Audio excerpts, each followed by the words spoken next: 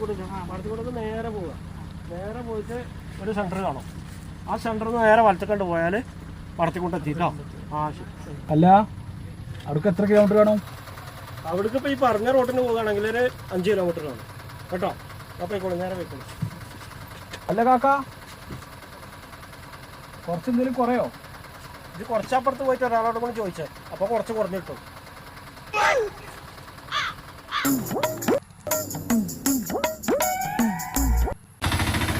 നേരെ പോയാൽ മതിയല്ലേ പറഞ്ഞേ? കുട്ടി അപ്പോൾ ഒതിയെ പോകുമ്പോൾ വളം മുന്തിരി വെക്കണ്ട, അതൊക്കെ ആരാ ഒടിച്ചാ? അത് ഒടിച്ചിട്ട് വേണം പോകാൻ കേട്ടോ.